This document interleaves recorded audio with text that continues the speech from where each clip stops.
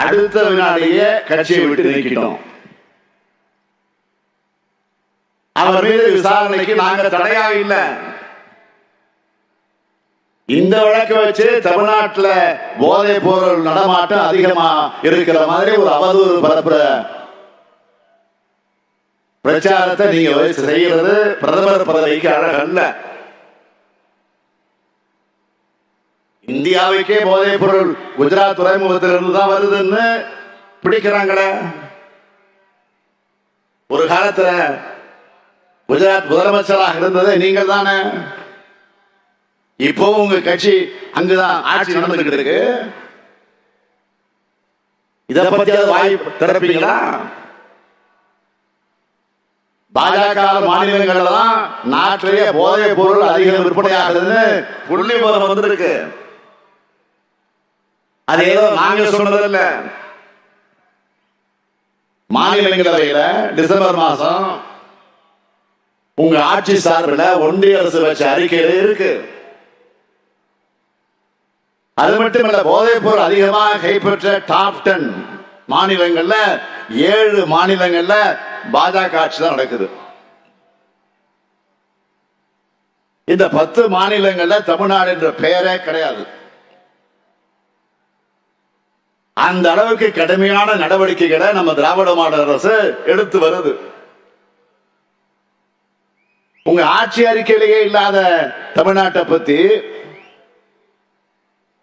அரசியல் ஆதாயத்திற்காக இப்படி பொய் குற்றச்சாட்டை வைக்கிறீங்களே.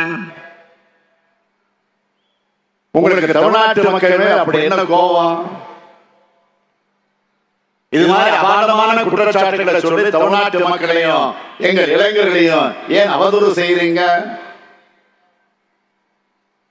மாண்புமிகு பிரதமர் அவர்களே,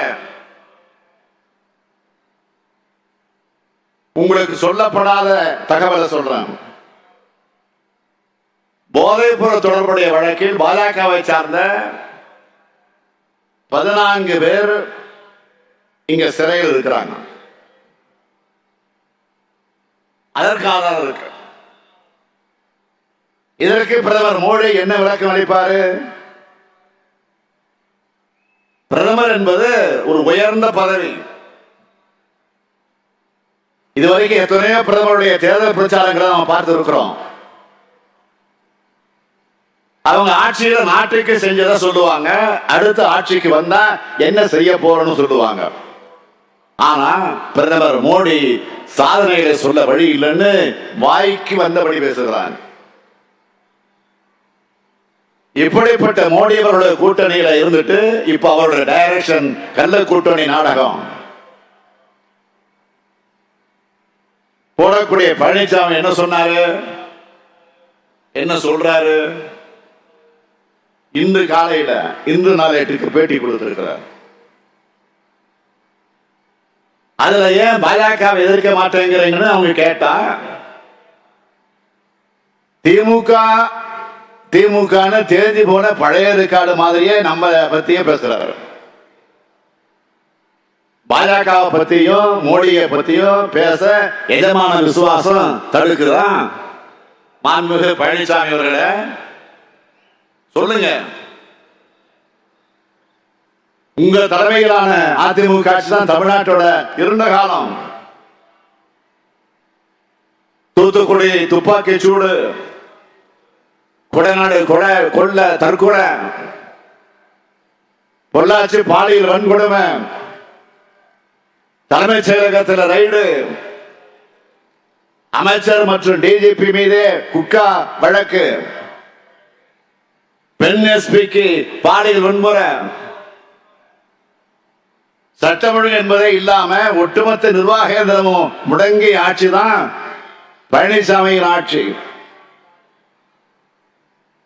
தான் பதவி சுகம் அனுபவிக்க தமிழ்நாட்டோட உரிமைகளை அடகு வச்சவர் தான் பழனிசாமி. இப்படிப்பட்ட பழனிசாமிக்கு வாக்களிக்க மக்களும் தயாராக இல்லை. உண்மையான அதிமுக தொண்டர்களும் தயாராக இல்லை. தமிழ்நாட்டுடைய பொற்காலம் என்பது திமுக ஆட்சி தான். தமிழ்நாட்டோட உட்கட்டமைப்பு வசதிகளை பெருக்கினது திமுக ஆட்சியில தான்.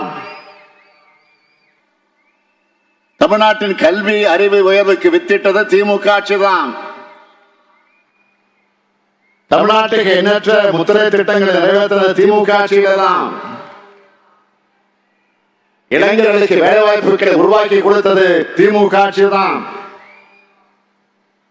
சமீபத்தில் ஒரு செய்தியை படிச்சிருப்பீங்க. உலக தொழிலாளர் அமைப்பு சமீபத்தில் வெளியிட்ட புள்ளி விவரம் ஒண்ணு இல்ல, வேலை இல்லாத திண்டாட்டம் அதிகரிச்சிருக்குன்னு சுட்டி காட்டியிருக்கு. அதுல 83 விழுக்காடு இளைஞர்கள் வேலையின்றி தவிப்பதாக வேதனையான செய்தியை வெளியிட்டிருக்கு. போலியான பிம்பங்களால கட்டமைக்கப்பட்ட மோடி மாடல் இன்னைக்கு அம்பலப்பட்டு நிற்குது. அதே சமயம் எல்லோருக்கும் எல்லான்ற கொள்கையோட நாம செயல்படுத்தி வரக்கூடிய திராவிட மாடல் தமிழ்நாடு எத்தகைய வளர்ச்சியை பெற்றிருக்கு என்பதை இந்த நேரத்தில் நான் சுட்டிக்காட்ட விரும்புகிறேன். சேலம் பெத்தநாயக்கன் பாளையத்தில் திமுக வேட்பாளர்களை ஆதரித்து முதலமைச்சர் மு க ஸ்டாலின் பரப்புரையில் மேற்கொண்ட அந்த நேரடி காட்சிகளை பார்த்தும் விவரங்களை பின்னர் வரும் செய்திகளில் பார்க்கலாம்.